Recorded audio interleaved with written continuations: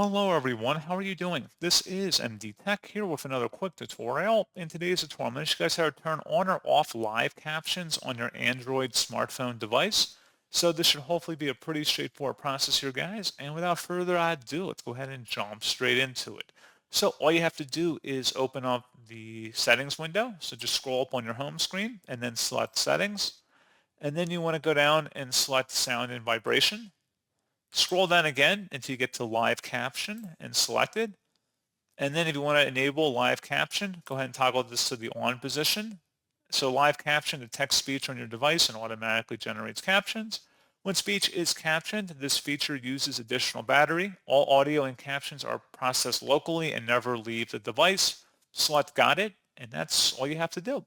So pretty straightforward process, guys. And as always, thank you for watching. I do hope that I was able to help you out, and I do look forward to catching you all in the next tutorial. Goodbye.